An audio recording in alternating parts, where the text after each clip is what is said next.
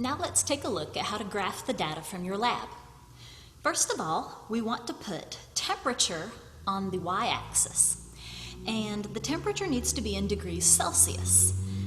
Make sure you put the unit in parentheses. Then we'll put time on the x-axis, and we are using minutes, so put minutes in parentheses. Then you label the title of your graph, which is always y versus x. So in this case, the title is temperature versus time.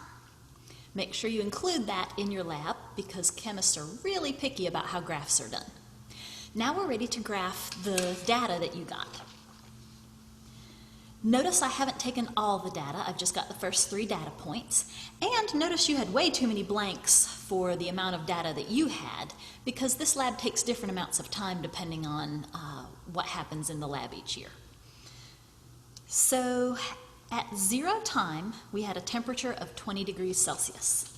So find time of 0 and a temperature of 20. Be careful, this is a negative 20, so make sure you go up to the positive 20 and put a dot.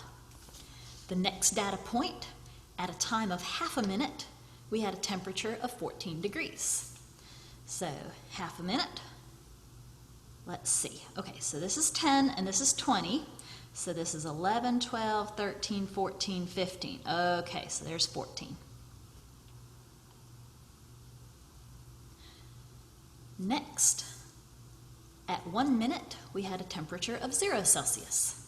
So 1 minute, go up to 0 Celsius. You continue on until all of your data points are plotted on the graph.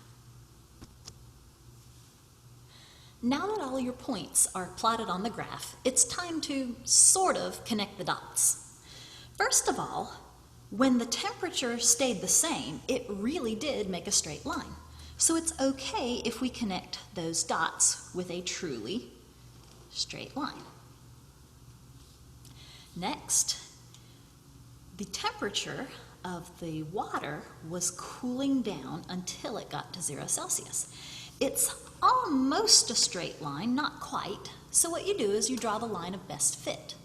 The way you do that is you say, okay, it's kind of, if we connect these 2 points, that's a straight line. And if we connect these 2, that's a straight line. So let's just kind of go halfway in between. After the water finished freezing, the temperature began to decrease again. And you'll notice that it kind of leveled out a second time. But the reason it did that is because that was the temperature of the ice water with the salt in it. And that was as cold as it could get under these circumstances. Otherwise, the temperature would have continued to go down. So there's 2 different ways you can draw this next line. You can either say, okay, it kind of made, if we ignore these 2 points, it was decreasing mostly linearly. So you can do that. Or if you prefer, you can say, all right, well, this line kind of decreased and then flattened out. So you can make a curved line if you prefer. I'll take either one. Just don't put both of them.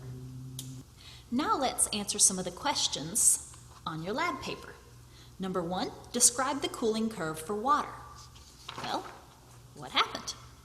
First, the temperature decreased as the water cooled down. Then the temperature stayed the same while the water was freezing. And then the temperature of the ice decreased again. So that is the answer to number 1. Number 2, at what temperature did the water start to freeze?